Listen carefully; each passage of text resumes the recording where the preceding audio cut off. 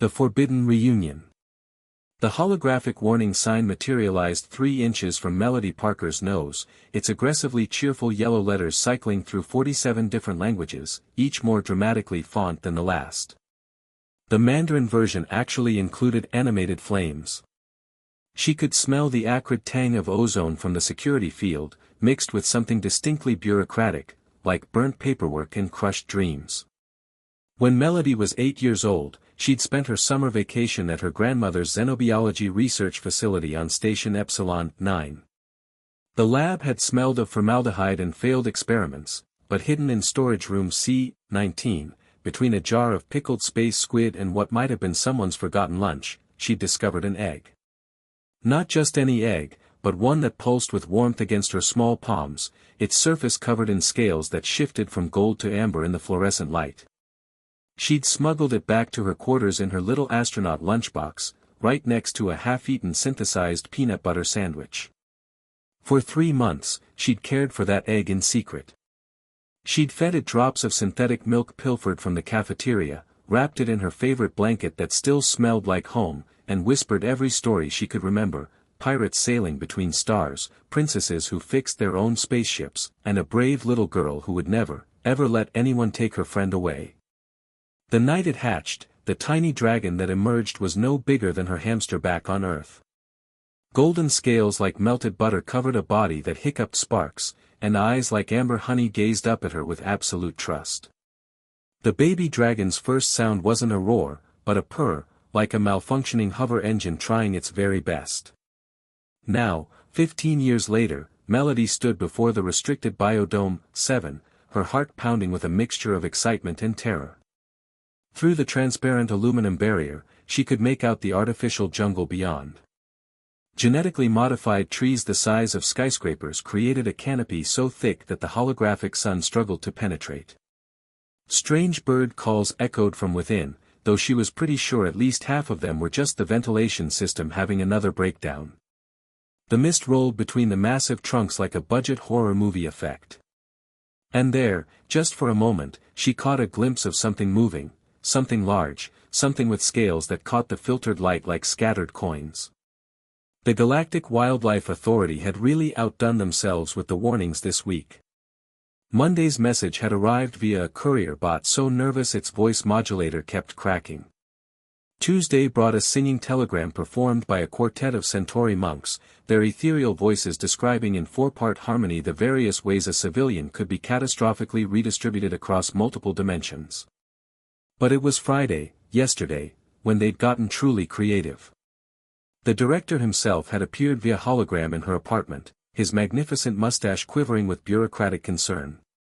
He'd brought visual aids, including a pie chart showing the statistical likelihood of survival. The pie was very small, and a PowerPoint presentation titled, "So You're Thinking of Ignoring Our Warnings, A Journey to Certain Doom."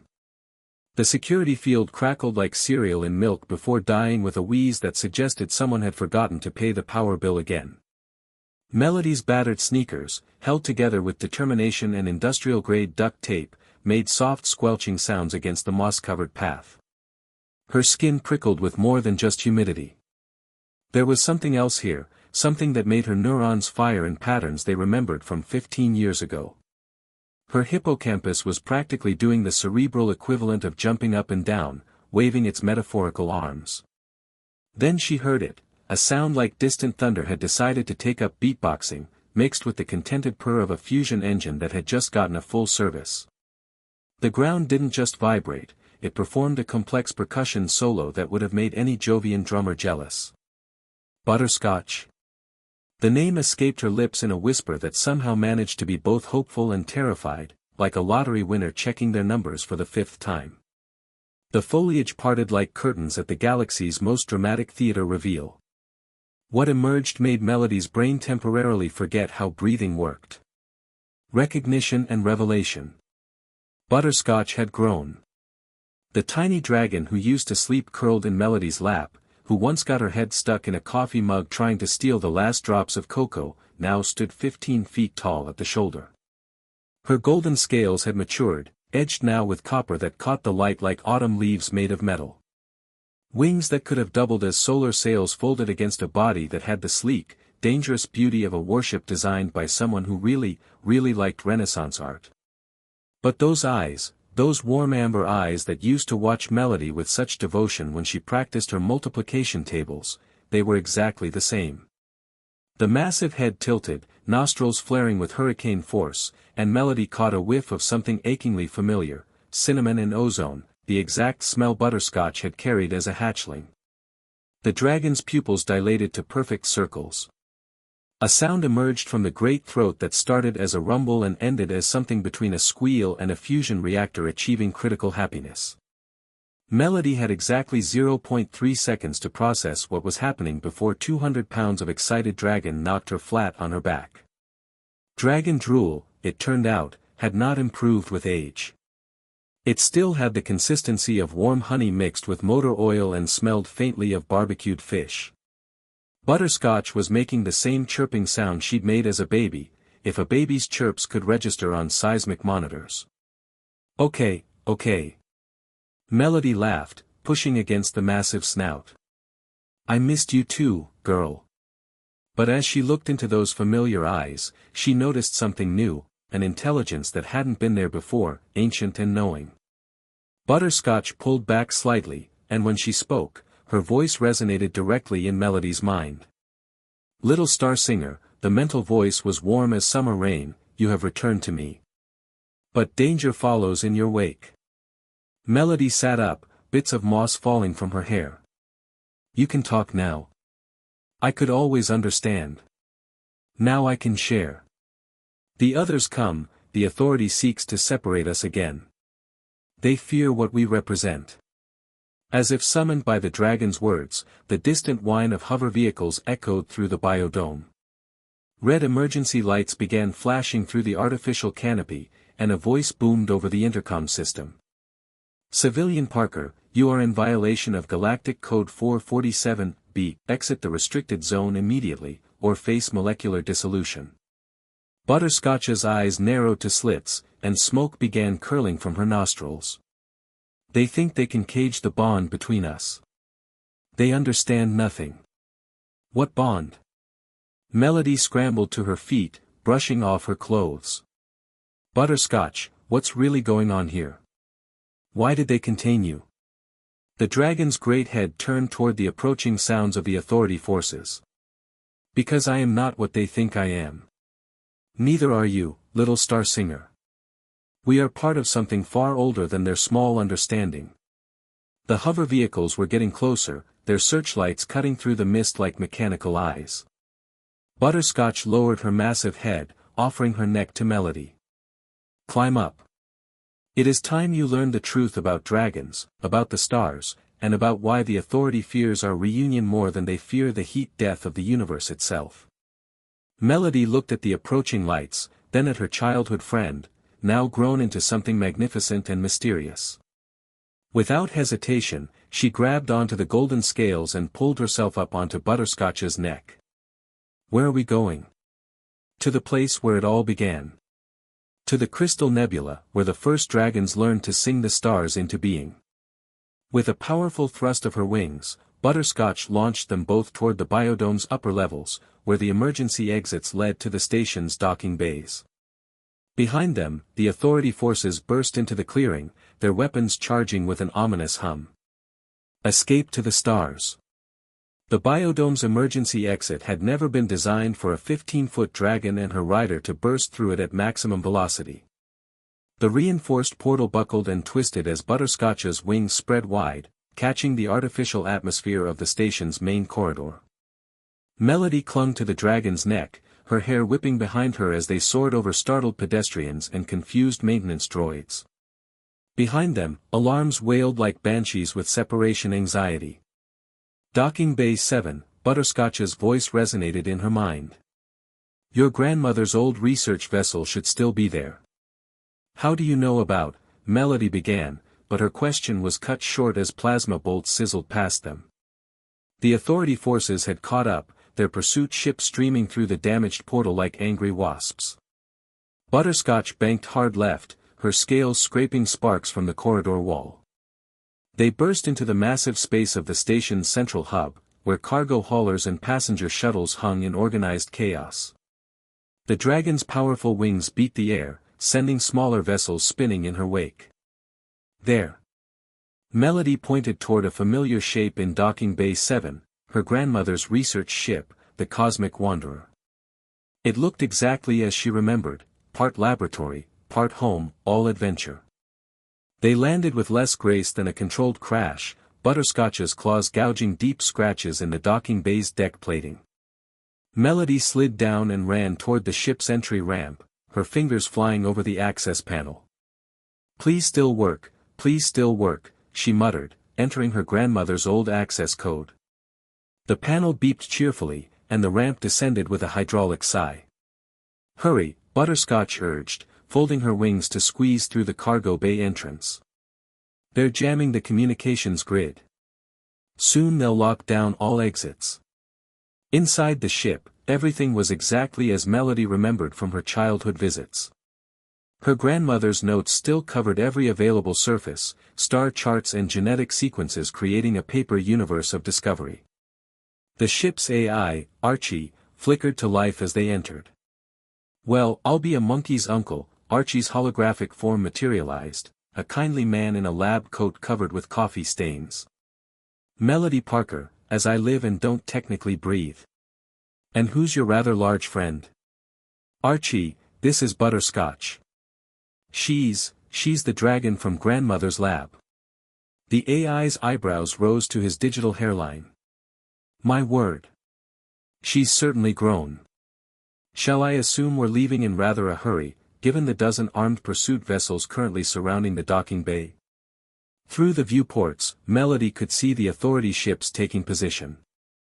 Director Hammerschmidt himself was visible in the lead vessel, his magnificent mustache practically vibrating with bureaucratic fury. Archie, can this ship still fly? My dear girl, this ship was built to chase comets and dance with neutron stars. A few overzealous bureaucrats won't slow us down. However, the AI's expression grew serious. I should mention that your grandmother's final research notes contain some rather fascinating information about dragons and something called the Starsinger Protocol. Butterscotch's head whipped around, her amber eyes fixing on the AI. He knows. The old human knew what we are. What are you talking about? Melody demanded, strapping herself into the pilot's seat. Archie began the launch sequence, the ship's engines humming to life. It seems, my dear, that dragons aren't simply exotic alien creatures. According to your grandmother's research, there's something far more significant, guardians of cosmic balance, each one bonded to a human Starsinger who can help them channel energies that keep the galaxy from tearing itself apart. The docking bay's massive doors began to iris open, revealing the star field beyond. The authority ships moved to block their escape route, weapons powering up. Tell him about the convergence, Butterscotch's mental voice was urgent. Tell him why they really want to separate us. Archie's holographic face paled. Oh my. Yes, the convergence. According to these notes, it happens every 1,000 years, a galactic alignment that requires the Starsingers and their dragon partners to prevent reality from unraveling at the seams. And when is this convergence supposed to happen? Melody asked, though she suspected she already knew the answer. 3 days from now, Archie replied grimly. Which explains why the authority is so desperate to keep you apart. If they control all the dragons, they believe they can control the convergence itself. The Cosmic Wanderer launched from the docking bay like a cork from a bottle, weaving between the authority ships with Archie's expert piloting. Plasma fire lit up space around them as they accelerated toward the jump point. To the Crystal Nebula, Butterscotch commanded. There we will find the others, if any still survive. The Crystal Nebula and Ancient Truths. The jump to hyperspace felt different this time.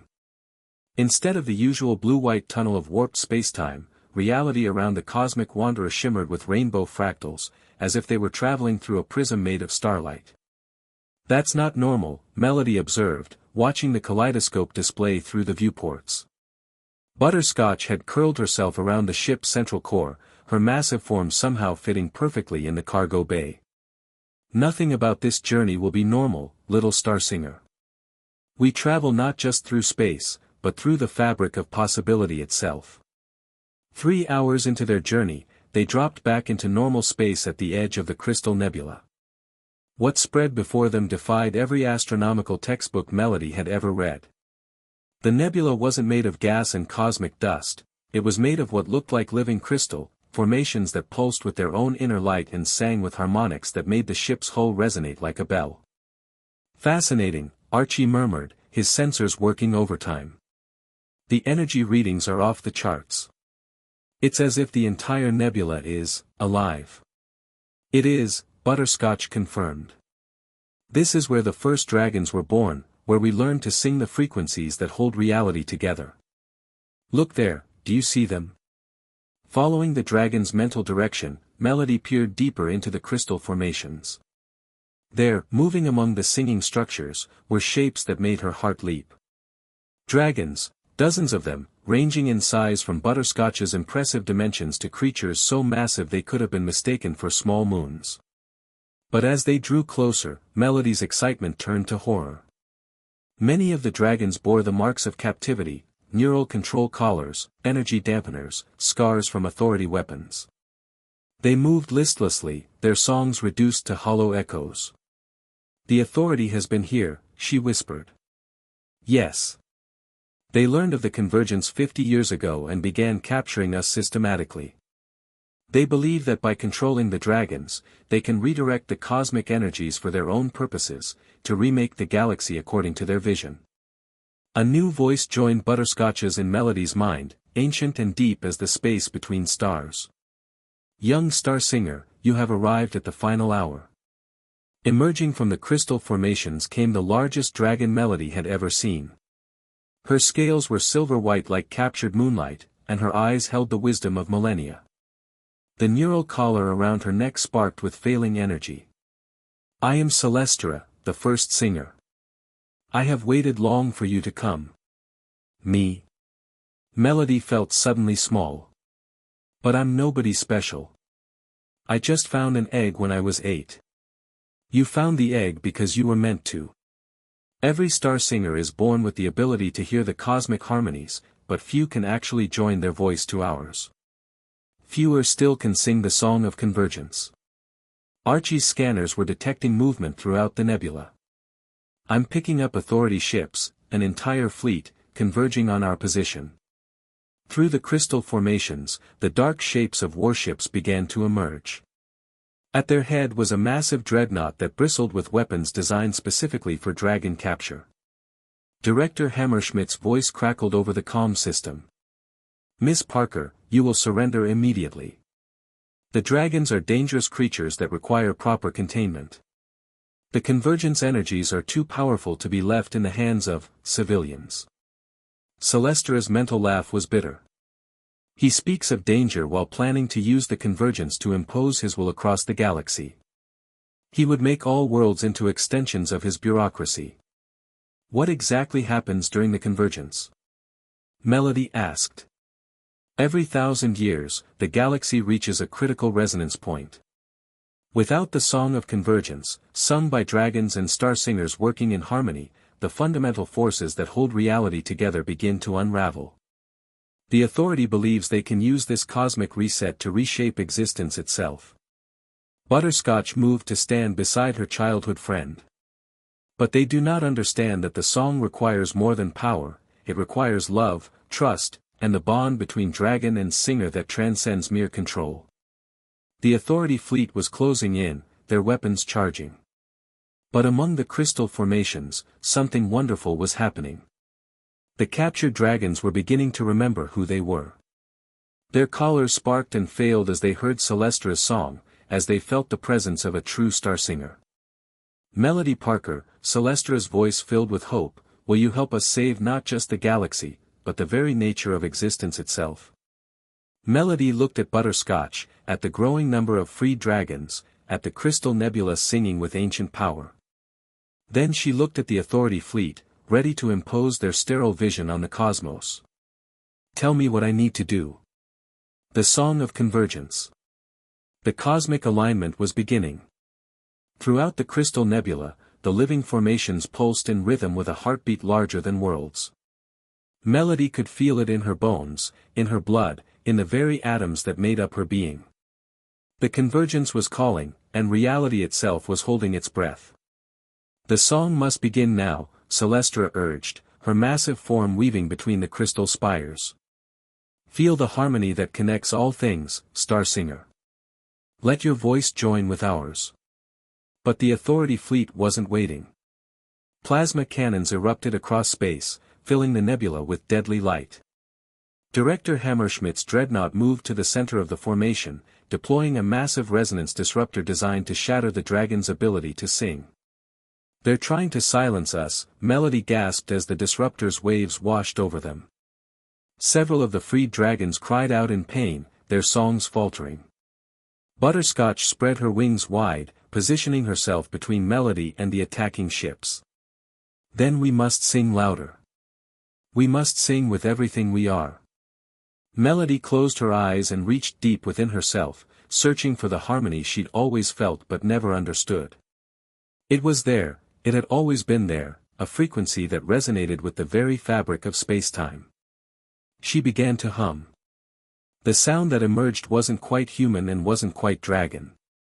It was something in between, something new, a bridge between species, between worlds, between the possible and the actual. Butterscotch joined her voice to Melody's, and then Celestra, and then every freed dragon in the nebula.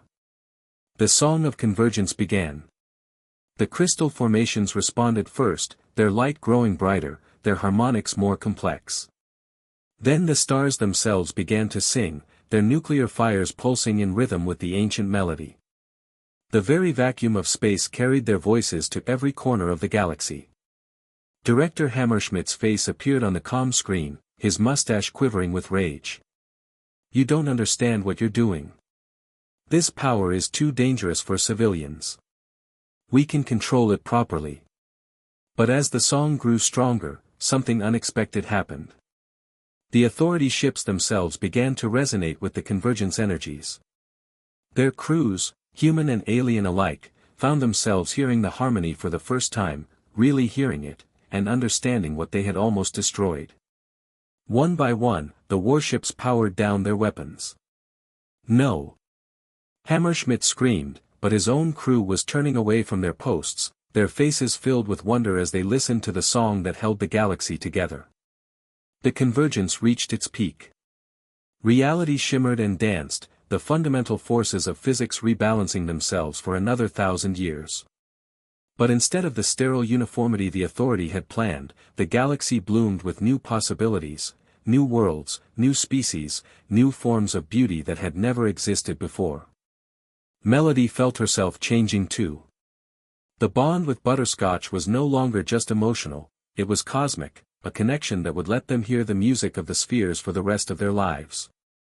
She was truly a star singer now, one of the guardians who would keep watch until the next convergence. As the song reached its conclusion, the crystal nebula began to disperse, carrying its harmonics to every corner of space. The dragons, now free and restored to their true purpose, spread their wings to return to their scattered homes among the stars. "It is done," Celestra said, her ancient voice filled with satisfaction. "The galaxy is safe for another 1,000 years." Director Hammerschmidt's dreadnought drifted powerless in space, its crew too busy listening to the fading echoes of the song to remember their bureaucratic duties. The man himself sat slumped in his command chair, his magnificent mustache finally still as he contemplated the cosmic forces he had tried to control. Butterscotch nuzzled Melody gently, her mental voice warm with contentment. "What now, little star singer?" Melody looked out at the transformed galaxy, at the new stars being born in the wake of the convergence, at the infinite possibilities spreading out before them. "Now we explore. We discover. We make sure the song is never forgotten again." The cosmic wanderer turned toward the nearest star system, where Archie's sensors were detecting something that shouldn't exist, a planet made entirely of music, singing itself into existence in the wake of their cosmic symphony. Adventure awaits, Melody said, settling into the pilot's seat as Butterscotch coiled around the ship's core once more. Always, the dragon agreed. Always and forever, my dearest friend. Together, they sailed toward the singing planet, toward new discoveries, toward a future where dragons and humans would work side by side to keep the galaxy in perfect, beautiful harmony. And throughout the cosmos, whenever children looked up at the stars on clear nights, they could still hear the faint echo of the Song of Convergence, a lullaby that promised that no matter how dark things seemed, somewhere out there, dragons and their human partners were keeping watch, keeping the music alive, keeping the universe safe. The end.